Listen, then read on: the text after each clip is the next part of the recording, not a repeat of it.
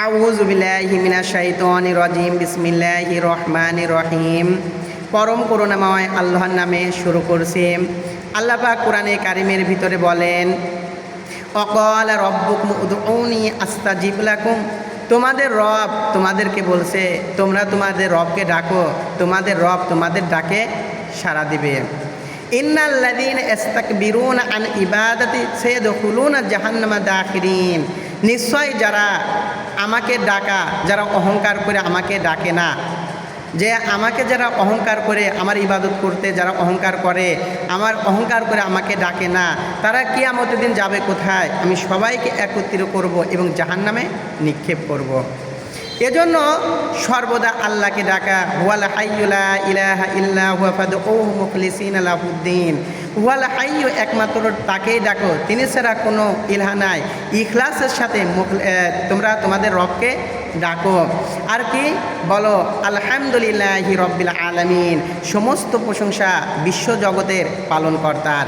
এভাবে করে আল্লাহকে ডাকতে হবে।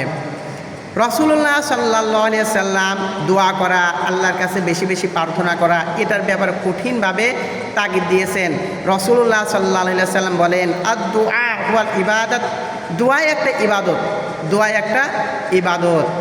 অন্য হাদিসে আল্লাহ রাসূল বলেন, লাইসা শাইউন আকরামু মিনাল্লাহি তাআলা মিনাদ দুআ। দুয়ার চেয়ে উত্তম আর কোনো কিছু আল্লাহর কাছে নেই। যারা আল্লাহকে ডাকে, দোয়া করা, দোয়ার চাইতে উত্তম আর কিছুই নেই। অন্য হাদিসে আল্লাহ রাসূল বলেন, আদ-দুআউ সিলাউল মুমিনিন ওয়া আমাদাদ-দাইন নূরুস সামাওয়াতিল আরদ। দোয়া হচ্ছে মুমিনের অস্ত্র, দ্বীনের স্তম্ভ, আসমান জমিনের নূর। এজন্য তোমরা সর্বদা দোয়া করবে। অন্য হাদিসে আল্লাহ রাসূল বলেন, মাল্লাম ইয়াদউল্লাহু গাদিবাল্লাহু আলাইহি। যে ব্যক্তি দোয়া করে না, আল্লাহ তার প্রতি রাগান্বিত হন। আল্লাহ তার প্রতি রাগান্বিত হন যে ব্যক্তি দোয়া করে না। লা ইউরাদ্দুল কদা ইল্লা দুআ। আল্লাহ রাসূল বলেন, দোয়া ছাড়া মানুষের ভাগ্য কখনো পরিবর্তন হতে পারে না। অর্থাৎ যারা আল্লাহকে ডাকবে, দোয়া করবে, দোয়াই মানুষের ভাগ্য পরিবর্তন করবে।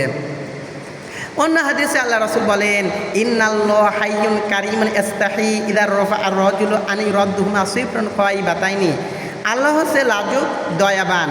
কেউ যদি হাত তুলে আল্লাহর কাছে কোনো কিছু চায়, আল্লাহ পাক সেই হাত খালি হাতে ফিরাই দিতে লজ্জাবোধ করেন।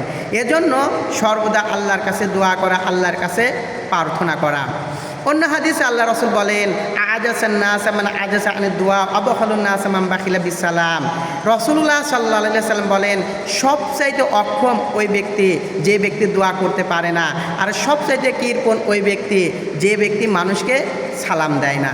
তাহলে অক্ষম ওই ব্যক্তি যে ব্যক্তি দোয়া করে না, আর দুনিয়াতে সবচাইতে কার্পণ্য ওই ব্যক্তি যে ব্যক্তি মানুষকে সালাম দেয় না। এজন্য সর্বদা আল্লাহর কাছে দোয়া করা, প্রার্থনা করা, এটা করতে হবে। এরপরে দোয়া করা, কেউ যদি দোয়া চায় অবশ্যই দোয়া করা ভালো, তবে মানুষ বুঝে দোয়া করতে হয়।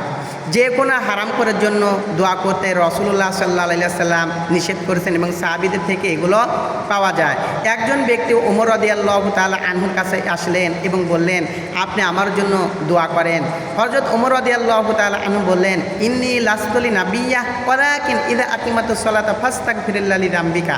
আমি নবী না যে আমি দোয়া করলেই কবুল হবে, বরং তুমি যখন নামাজ আদায় করো, নামাজের পরে তোমার দোয়া করো, আল্লাহ তোমার দোয়া কবুল করবেন। আব্দুল্লাহ ইবনে ওমর রাদিয়াল্লাহু তাআলা আনহু বসরার গভর্নর উকাবা ইবনে আমিরকে দেখতে গেলেন অসুস্থ অবস্থায়। উকাবা ইবনে আমির তাকে বললেন, আমি অসুস্থ, আপনি আল্লাহর কাছে দোয়া করেন আমার জন্য, আল্লাহ যেন আমাকে সুস্থতা দান করে দেয়। আব্দুল্লাহ ইবনে ওমর রাদিয়াল্লাহু তাআলা আনহু তাকে বললেন, লা তুকবালু সালাতুন বিগয়রি তুহুরিন ওয়ালা সাদাকুন মিন গুলুলিন। আমি রাসূলের মুখে শুনেছি ওযু গোসল ছাড়া যেমন নামাজ হয় না, হারাম উপার্জিত সম্পদ থেকে ইবাদত করলে তা আল্লাহ কখনো কবুল করে না। আর আপনি তো বসরার গভর্নর, অনেক অবৈধ পন্থায় অর্থ সম্পদ অর্জন করছেন, আমি যতই দোয়া করে আল্লাহ কবুল করবে না। এজন্য হারামখোরদের জন্য দোয়া করা সাহাবীরা করতেন না, এগুলো থেকে দূরে থাকা। সব কিছু চাওয়া পাওয়া আল্লাহর সাথে করা। রাসূলুল্লাহ সাল্লাল্লাহু আলাইহি সাল্লাম বলেন, লিয়াসালা আহাদুকুম রাব্বাহু ওয়া হাজ্জাতুহু কুল্লাহা হাত্তা ইয়াসাল শিশা আনা আলাইহি। না আলাইহি ইলান কত হাত্তা ইয়াসালু মিলাহাম, তোমাদের জীবনের সকল প্রয়োজন সকল যাবতীয় জিনিস আল্লাহর কাছে চাইবে। যদি তোমাদের স্যান্ডেলের ফিতেও ছিঁড়ে যায় তাও আল্লাহর কাছে চাও, যদি লবণানা থাকে তাও আল্লাহর কাছে চাইবে। অন্য হাদিসে আল্লাহ রসুল বলেন সালুল্লাহ কুল্লাশাইন হাত্তা শিশা আফা ইন্নাল্লাহ ইল্লাম ইয়াসসারুল ইয়াতাসার, তোমাদের যাবতীয় প্রয়োজন আল্লাহর কাছে চাইবে, যদি বাড়িতে লবণও না থাকে তাও আল্লাহর কাছে চাইবে।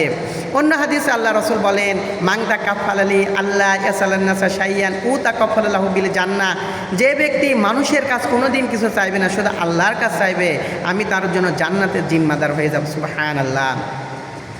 অন্য হাদিসে আল্লাহ রসুল বলেন মান্না সালাদ বিহি ফা কতন ফাং সালাহা বিন্না সিলিমাতা সুদু ফা কতন অমান্না সালাদ বিহি ফা কতন ফাং সালাহা বিল্লাই ফাইশিকাল্লাহু বিরিজকিন আজিলিন আওয়াজিলিন, যদি কোনো মানুষের দুঃখ কষ্ট অভাব অনটন এইগুলো তাকে স্পর্শ করে, আর এই দুঃখ কষ্ট অভাবের কথা যদি মানুষের কাছে প্রকাশ করে, মানুষ তার দুঃখ কষ্ট অভাব কোনোটাই দূর করতে পারবে না। আর ওই ব্যক্তি যদি তার দুঃখ কষ্ট অভাব সব কিছু আল্লাহর কাছে বলে, আল্লাহ তার সব কিছু দূর করে দেবেন। সুবহানাল্লাহ। এই জন্য আমরা আল্লাহর কাছে চাওয়া পাওয়া সব কিছু আল্লাহর সাথে করি। অবশ্যই আল্লাহ পাক আমাদেরকে তার রহমত বরকত দান করবেন। আল্লাহ যেন আমাদের সঠিক বুঝ দান করেন। আমিন।